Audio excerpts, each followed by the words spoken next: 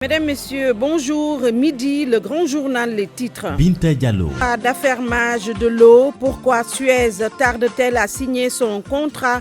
RFM a quelques indiscrétions. La directrice de cette société française, Janie Arnal, est arrivée à Dakar. L'ARTP interdit à Free la gratuité de WhatsApp, une offre anticoncurrentielle de l'opérateur Saga Africa Holding Limited que rejette l'agence de régulation des télécommunications et des postes. Nomination par décret du maire de Dakar, une idée rétrograde et qui s'oppose au progrès politique et social. Réponse de Abdoulaye Makhtar Diop, ancien adjoint à l'édile de la capitale, suite à cette proposition de Cheikh Diallo, expert en communication. Le Forum pour la paix de Paris, point de ralliement de plusieurs chefs d'État africains, alors que celui de Dakar peine à assurer la présence de plus de 2 leaders du continent. Le pourquoi, on en parle avec Amadou Sabarba. Les actualités internationales, Georges Déthié Diop. La deuxième édition du Forum de Paris sur la paix. Justement, les pays du Sahel ont réclamé hier plus de moyens face au terrorisme. Regain de tension entre l'Ouganda et le Rwanda, cela après que 2 trafiquants présumés ont été tués par balle par des soldats rwandais près de leur frontière commune. Les sports, Cheikh Tidiane Diagne. Sénégal, Congo, actualité phare de la page des sports qui fera un large focus sur cette première journée des éliminatoires de la CAN Cameroun 2021. Le parcours des équipes, les réactions des supporters sénégalais et congolais dans ce journal de 12 heures.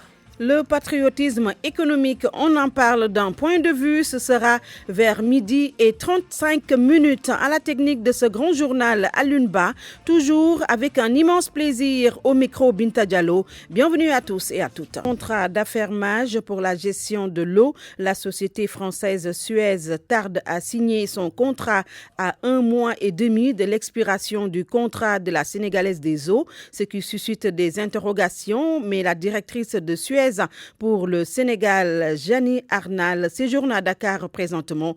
El Hadj Ndiogou Diène. Janie Arnal est venue au Sénégal selon nos informations pour prendre fonction mais aussi parachever le processus de signature du contrat de Suez. La signature de ce contrat d'affermage était prévue en septembre dernier, mais jusque-là elle n'est pas encore effective alors qu'on est aujourd'hui à 48 jours de la fin du contrat entre l'État et la SDE, la Sénégalaise des eaux, qui a bénéficié en juin dernier de son 10e avenant qui expire le 31 décembre à minuit.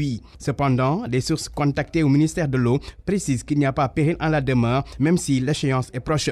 Nos interlocuteurs d'ajouter que le processus est presque à terme et le contrat sera paraphé dans les prochains jours, mais sans avancer de date exacte, ce qui devrait permettre à la société de droit sénégalais de prendre le relais de la SDE à partir du 1er janvier 2020. L'attribution du contrat d'affermage pour la gestion de l'eau en zone urbaine et périurbaine a connu plusieurs péripéties. Et même la bataille judiciaire n'est pas encore totalement terminée puisque la SDE a introduit un rabat d'arrêt après avoir été débouté par la Cour suprême. Mais le rabat d'arrêt n'est pas suspensif. Au-delà de cette bataille judiciaire, il y a aussi une bataille sociale menée par les travailleurs de la Sénégalaise des eaux. Ils continuent de réclamer 15% des actions de la nouvelle société à lieu et place des 5% proposés par l'État. La guerre de l'eau n'a donc pas encore livré tous ses secrets, une guerre qui fait rage au fur et à mesure que l'on s'approche de la date fatidique du 31 décembre. El Hadj Ndiogou Diène, le communiqué de l'ARTP est tombé. Interdiction formelle à Free de donner gratuitement WhatsApp à ses abonnés.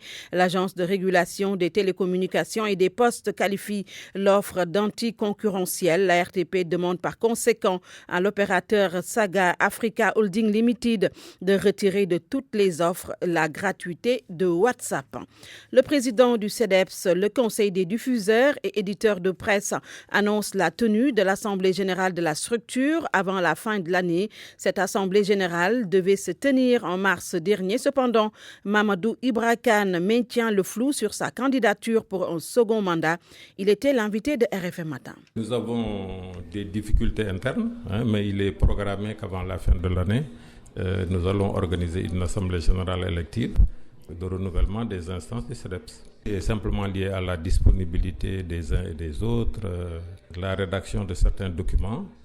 Dès lors que cela sera réglé, il y aura une assemblée générale élective. Mais ce n'est pas une question d'enjeu, ce n'est pas un problème d'usurpation de la légitimité au niveau du CEDEPS. Non, il n'y a aucun problème de ce point de vue-là. Je gère avec le bureau qui a été élu, dont certains membres ne sont plus disponibles parce que ne faisant plus partie de la profession. Donc, dès possible, avant la fin de l'année, donc nous l'espérons, nous allons organiser l'Assemblée générale élective. Et allez-vous briguer un second mandat lors de cette Assemblée générale? Non, pour le moment, il faut que je me réfère aux structures du CEDEPS au niveau du bureau, etc., pour voir dans quelle mesure telle personne ou telle autre peut briguer un mandat au niveau du bureau. Je ne peux pas le dire actuellement. RFM, l'actualité politique. À 12h06, l'ancien ministre et ancien adjoint au maire de Dakar s'inscrit en faux contre la proposition de Cheikh Diallo pour un statut spécial pour la ville de Dakar. Cet expert en communication, ancien conseiller en communication de Karim Wade, propose la nomination par décret du maire de la capitale. Il l'a dit dans l'émission Grand Jury du dimanche. Le Grand Jury de dimanche dernier, Abdoulaye Makhtar Diop parle d'idées rétrogrades qui peuvent favoriser l'autoritarisme. Il est interrogé par El Hadj Ndiogou Diène. C'est Mamadou Diop qui est devenu le premier maire élu de Dakar. Donc son idée n'a absolument rien d'original. Dakar a connu ce régime sous la forme que je viens d'évoquer. Il a fallu une longue bataille avec les responsables politiques du Parti socialiste, dont Lamine Diack, Mbaye Jacques Diop, Kora Fall, les Boubacar Seck, Léna Fall Diagne, le jeune Abdoulaye Makhtar Diop. On s'est battu pour revenir à l'élection du maire et arrêter ce régime spécial parce qu'on considérait que Dakar et le Parti socialiste avaient des cadres de haut niveau qui exerçaient des fonctions ministérielles, des fonctions directoriales dans les sociétés et qu'il était inadmissible qu'un gouverneur ou un administrateur continue de gérer la ville de Dakar. C'est cette bataille qui a amené la modification du régime de Dakar qui est sorti de ce qu'on appelle le statut spécial, je rappelle bien, statut spécial, pour redevenir au début des années 80 une commune de plein exercice. Et sous cet ancien régime, la ville de Dakar englobait de Plateau à Rufisque jusqu'à Bargny. Donc, ce M. Diallo-là, il faut apprendre à connaître l'histoire de la ville et du pays avant de faire des propositions rétrogrades. Moi, je le dis très clairement, on ne va pas se réveiller et demander au président de la République, que ce soit Macky Sall ou demain un autre, de désigner un maire de Dakar.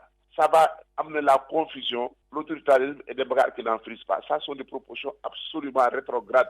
Pour une bonne exploitation du pétrole et du gaz, les jeunes doivent être formés aux métiers inhérents aux ressources naturelles. C'est la conviction du comité communal pour la formation et l'insertion des jeunes à Saint-Louis, où nous retrouvons Mohamed Nabissila. Devant le déficit de formation des jeunes, la commune de Saint-Louis a misé sur des filières liées à l'énergie renouvelable. L'inspecteur de la jeunesse à la retraite, El Hadj Sidi Diop, a apporté son expertise au comité mis en place par le maire. Le maire également a pu donner 100 bourses de formation à des jeunes qui vont faire des BTS en gestion et exploitation agricole. Le maire vient de doter de la commune de 3000 lampadaires solaires. Il va falloir qu'on ait une main-d'œuvre, 50 jeunes qui vont avoir la certification de spécialité en énergie solaire. En collaboration avec le lycée technique, des perspectives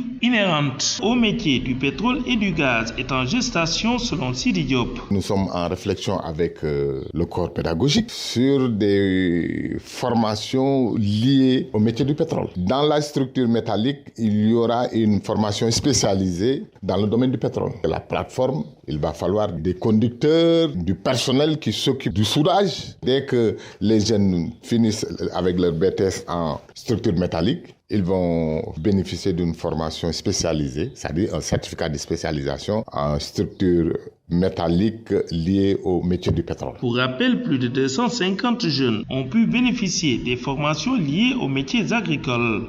RFM Saint-Louis, Mohamed Nabissila. Le sous-préfet de Dakar Plateau rencontre les associations de handicapés depuis ce matin. Les discussions portent sur le recasement des handicapés qui s'opposent à leur recasement. Djibi Diallo promet des solutions à leurs problèmes de siège. Nous l'écoutons au micro de Papa Balagueye. Suite à une sommation de déguerpissement de leur siège, n'est-ce pas, qui était pris en charge par la ville de Dakar. Donc quand j'étais informé, j'ai demandé en tout cas de surseoir à cette manifestation et à ce sitting et qu'on se retrouve aujourd'hui mercredi pour discuter ensemble et voir d'abord de quoi il s'agit exactement et voir dans quelle mesure peut-être pourrait apporter des solutions par rapport à cela. C'est cause pour laquelle aujourd'hui le bureau, composé de 11 membres, n'est-ce pas, de Dakar, sont venus me voir pour effectivement poser le problème. Et ensemble, on va essayer de voir comment trouver des solutions pour leur permettre en tout cas de vivre dans de meilleures conditions.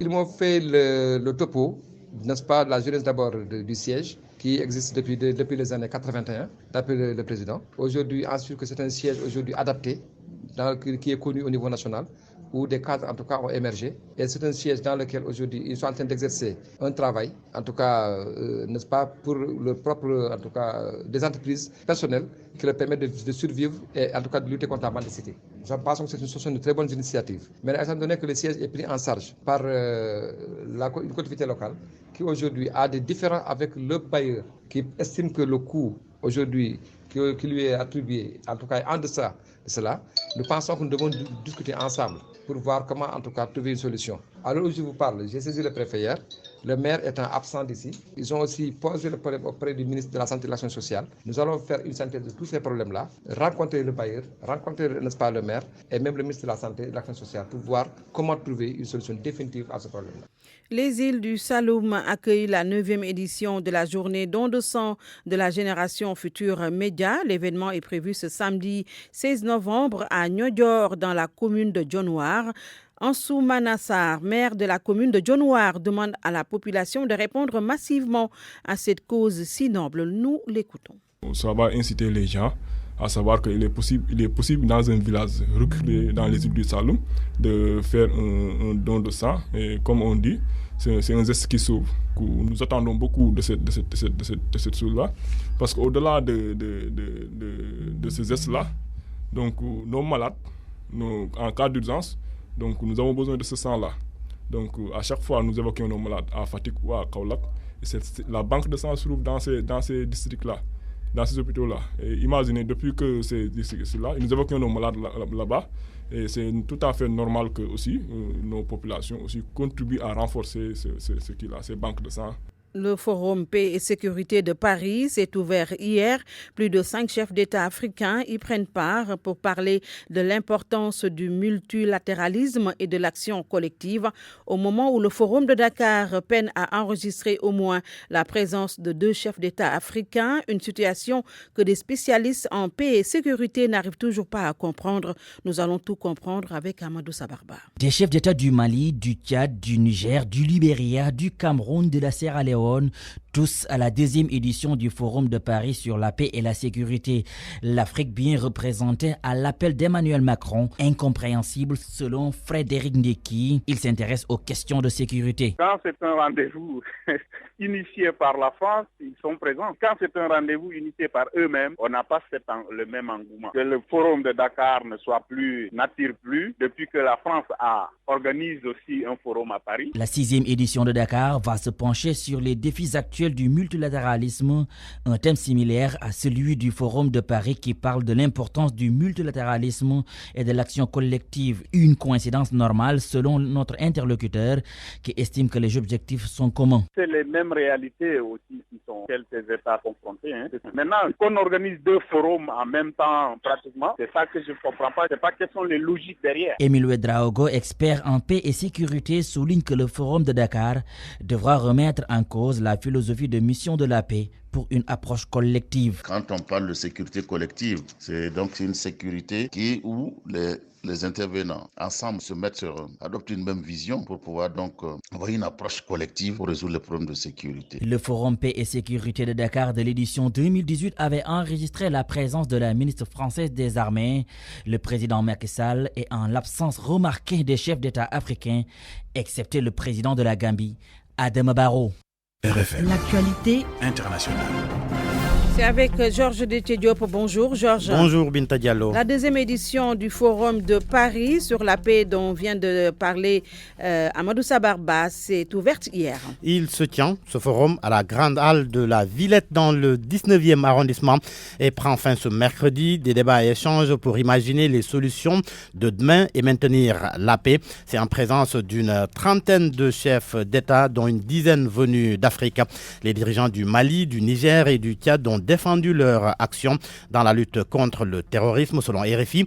Ils ont insisté sur l'importance du développement car la pauvreté est, selon eux, le carburant du terrorisme. Ils ont aussi réclamé plus de moyens face au terrorisme. Plus de moyens pour le G5 Sahel. Réaction du président français. Emmanuel Macron réaffirme son soutien aux pays du Sahel. On a avancé sur la situation sécuritaire dans chacun de ces pays. Ils ont beaucoup de courage et nous sommes vraiment en soutien. Et je crois qu'on a commencé à dessiner des décisions que nous allons prendre dans les prochaines semaines pour reconcentrer la force conjointe sur le fuseau central, pour aussi repréciser ce que j'aurai à faire dans les prochaines semaines, le rôle de Barkhane, confirmer et conforter notre engagement. Rappeler à l'ordre certains de nos partenaires qui s'étaient engagés dans l'Alliance pour le Sahel, qui tardent parfois à livrer leur aide.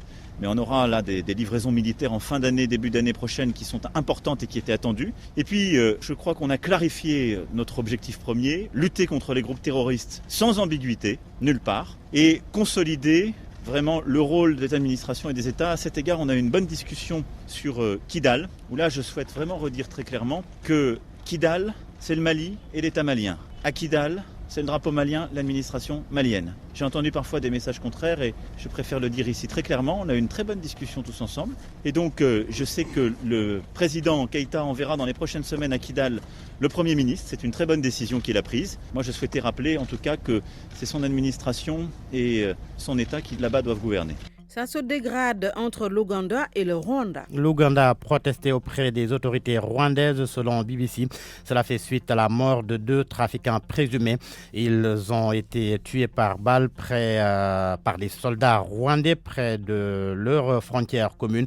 Pour les autorités ougandaises, ces 2 citoyens étaient non armés, mais de l'autre côté de la frontière, ils sont soupçonnés de contrebande. Les relations entre les 2 pays se sont détériorées ces derniers mois. Le Rwanda a récemment accusé l'Ouganda de vouloir déstabiliser le pays en créant une force rebelle basée en République démocratique du Congo. Et en Centrafrique, Georges, Moscou veut la levée totale de l'embargo sur les diamants. Selon Jeune Afrique, la Russie qui va présider en 2020 l'initiative internationale luttant contre les diamants de guerre, la Russie veut lever l'embargo partiel qui pèse sur le diamant de Centrafrique, pays dont Moscou a fait le pivot de ses ambitions africaines.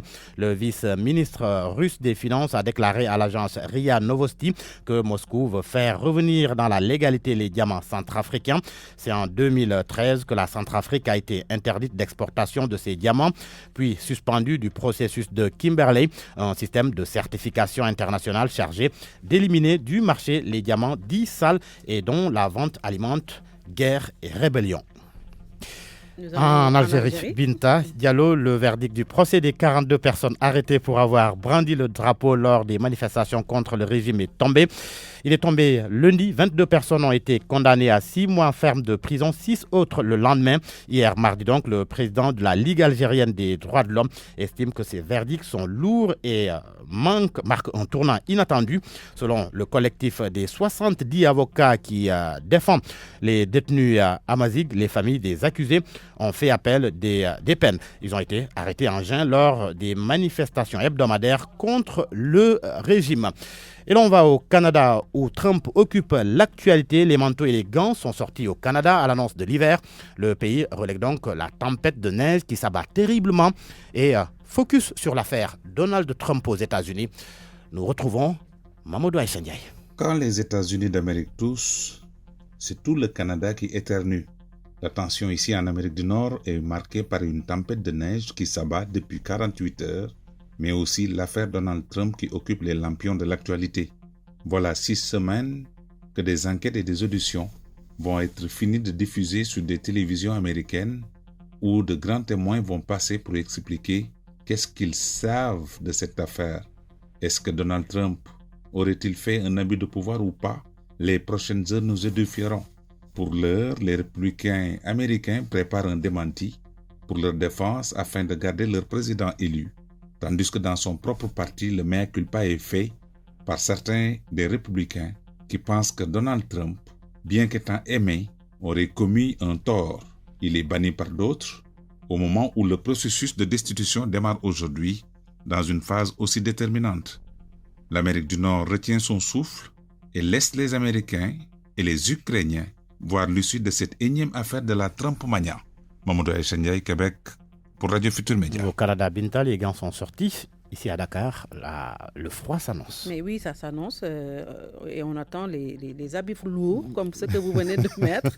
En tous les cas, ça fait du bien. Absolument. Parole aux auditeurs. L'actualité, qu'en pensez-vous? Moi, je pense que vous devez. Réagissez dans nos éditions d'information sur l'actualité. Bonjour. Du lundi au vendredi, vous avez la parole sur RFM. Le patriotisme économique, on en parle d'un point de vue. Ce sera avec El Hadj Alioune Diouf, ancien directeur du commerce intérieur, professeur en économie internationale, également Maître Massorna Kane, président de SOS Consommateurs. RFM Sport.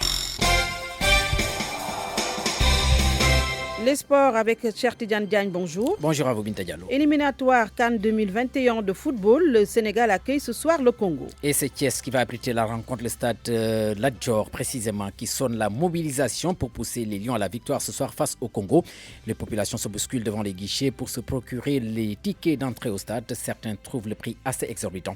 Chiranta Diop. Stade Maniang Soumaré de Thiès, les élèves des collèges et lycées sont en pleine séance d'éducation physique sportive. Le match Sénégal-Congo qui va se jouer au stade Lat Dior de Thiès attire l'attention de certains. Vous comptez aller au stade? Oui.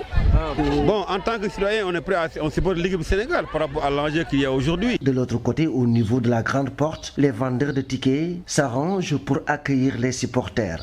D'aucuns pensent que les tickets d'entrée sont trop chers. Les billets, c'est très cher. Ces enfants-là, quand tu lui dis un billet de 3 000, 5 000, mais ils ne se sentent pas compte dans la chose parce qu'ils donnent ces billets. Si les gens voulaient une grande mobilisation, on a dû faire de sorte que les billets soient acceptables et qu'il y ait une foule qui viendrait là-bas. C'est bien de vouloir chercher de l'argent, mais non. On veut une mobilisation, on doit faire sentir toute la population, les jeunes et autres, que les gens viennent, faire de sorte que les billets soient abordables. Thiès fait bloc derrière son fils. Certains vont au stade pour manifester leur soutien à Habib Diallo et Sadio Mané. Sadio, Habib Diallo, waouh, il habite ici à Thiès. Ces jeunes filles ont improvisé une chanson dédiée à l'enfant de Guy Sombel. RFM Thiès, Cheikh Anta Diop. Les Congolais pas du tout confiants avant de croiser le Sénégal à domicile. Certains interrogés prédisent un succès des coéquipiers de Sadio Mané. Nous allons les écouter au micro d'Ousmane Ngalan pour cette correspondance particulière dans les rues de Brazzaville. Je pense que ça ne sera pas une partie de plaisir pour les joueurs congolais, car le Sénégal a une grande équipe et aussi des individualités de qualité, notamment Sadio Mané, Gana Gueye ou encore Kalidou Koulibaly et Ismaïla Sarr. Mais le Congo a aussi des joueurs talentueux comme Tchévi Bifuma, Prince Oniangé et des autres. Si l'équipe travaille bien et se donne à 200%, ils sont capables de faire un exploit en battant le Sénégal chez lui à domicile. En bon supporter, je dirais que les Diables Rouges du Congo-Brazzaville vont l'emporter 2-1 contre le Sénégal chez lui à domicile. On a un morceau trop dur, hein? C'est vraiment trop dur. Donc je sais qu'on n'a pas la chance de gagner le Sénégal. Le Sénégal, c'est une équipe qui est vraiment qui est première dans l'Afrique, quoi. Dans le Congo, donc je sais qu'aujourd'hui, on n'aura pas la chance de gagner. C'est le Sénégal qui va gagner. Si le Congo gagne. Nous, non.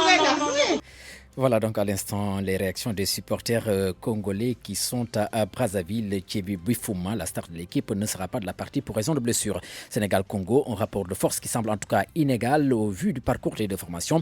Le Sénégal vice-champion d'Afrique, premier au classement FIFA en Afrique avec un Sadio Mané au summum de son art. Une équipe face à une équipe congolaise en phase de reconstruction pour avoir raté la dernière Coupe d'Afrique des Nations en Égypte. Sodakia.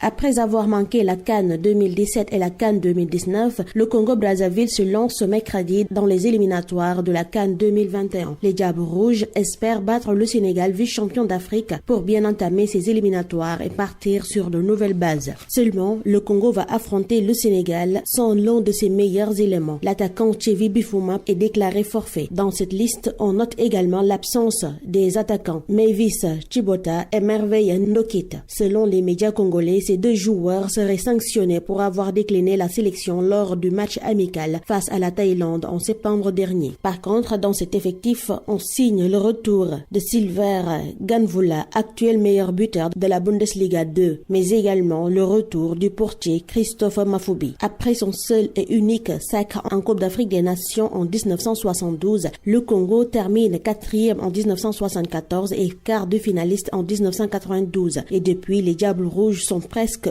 oubliés pour cette compétition jusqu'en 2015. Pour cette édition de 2015, le Congo termine 2e de son groupe pour les éliminatoires et premier de sa poule lors de la phase finale après avoir battu le Burkina Faso, le Gabon et un match nul contre la Guinée équatoriale. Malheureusement, en quart de finale, le Congo s'incline face à son voisin, la RDC, sur le score de 4-2. Depuis lors, le Congo n'a plus participé en phase finale de la Coupe d'Afrique des Nations. Sur ce, les Diables Rouges espèrent partir dès aujourd'hui à la quête d'une qualification en phase finale de Coupe d'Afrique des Nations. Soretiam, à cette rencontre prévue ce soir, sans nul doute, Sadio Mané va y prendre part. Pour Aliou Goloko, journaliste sénégalais, juré pour le Ballon d'Or.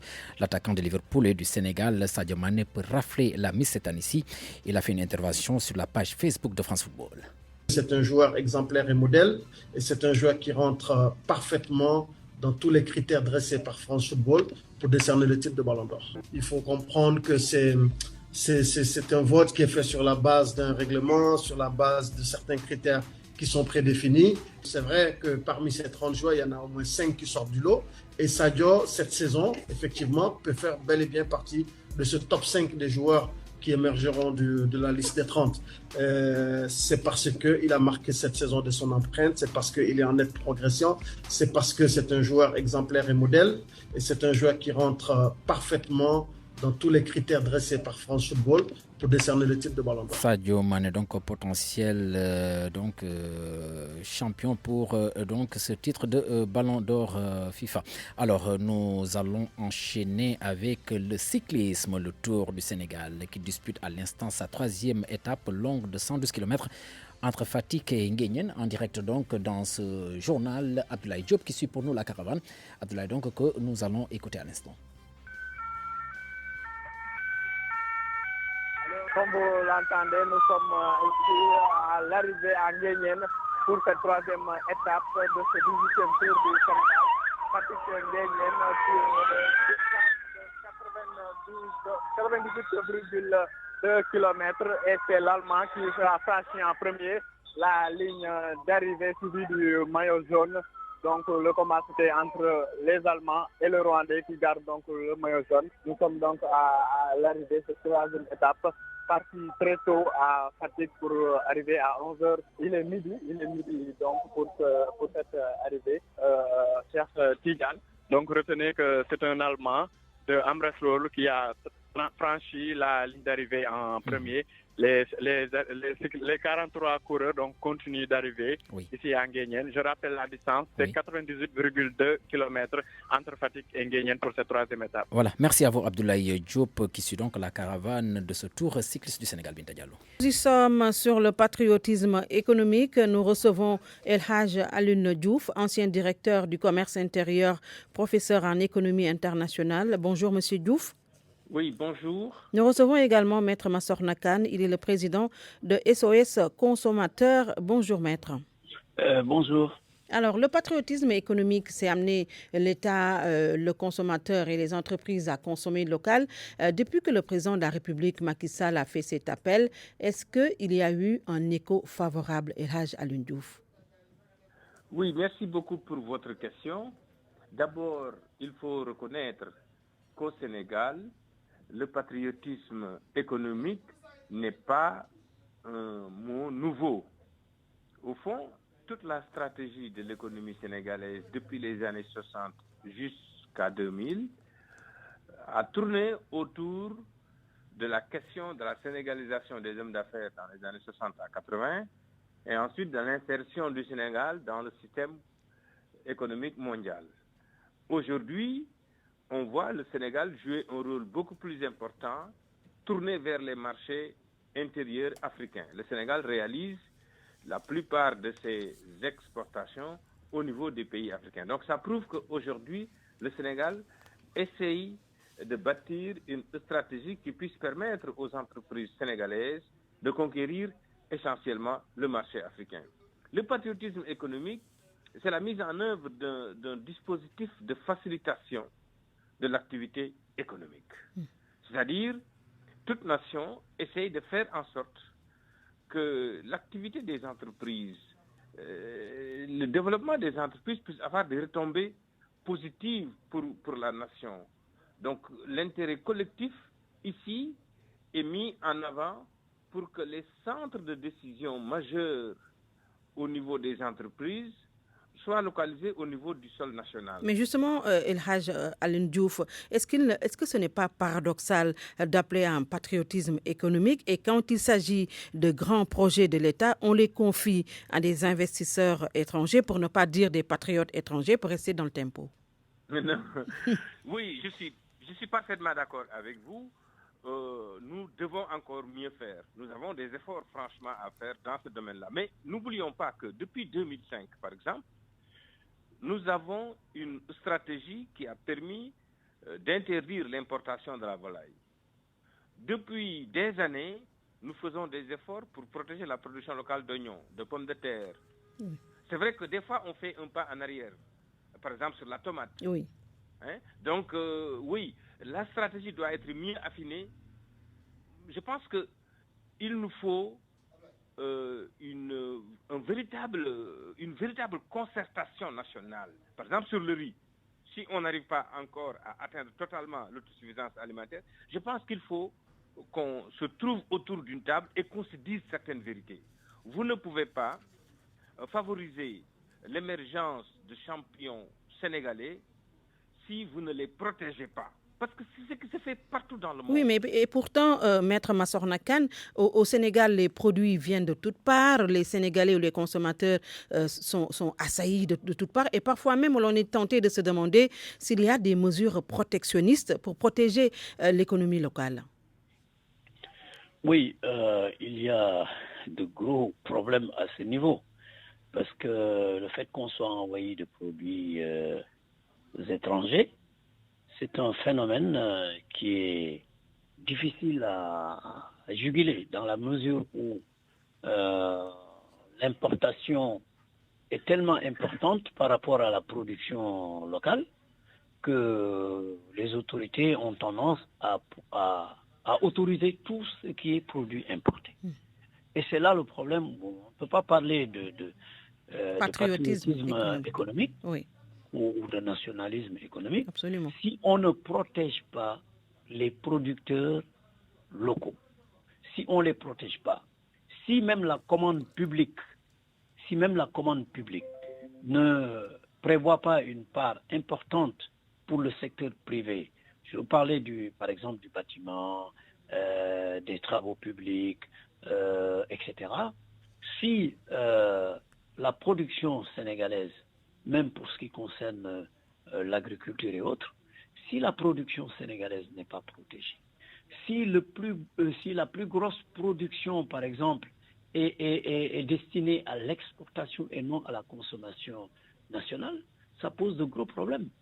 Donc, il y a une contradiction entre prôner le nationalisme économique et en même temps laisser complètement ouvert tout ce qui est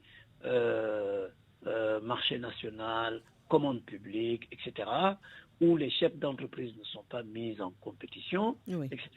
Mais là, ça pose une contradiction. Oui, absolument. Donc, je pense qu'il faut que l'État définisse et une vraie politique de patriotisme économique. Ça s'est fait en France.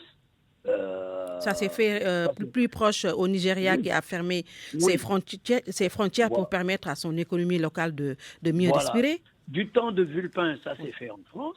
Et d'ailleurs, les Américains avaient même dit eux-mêmes qu'eux-mêmes, ils comprennent ces problèmes parce qu'eux-mêmes, ils font la même chose. Même s'il y a les règles de l'OMC, il y a des mécanismes qui permettent de protéger sa production locale, surtout quand on est dans des filières très sensibles. Oui. Et ça, je pense que le professeur Diouf absolument. Un bout. Absolument.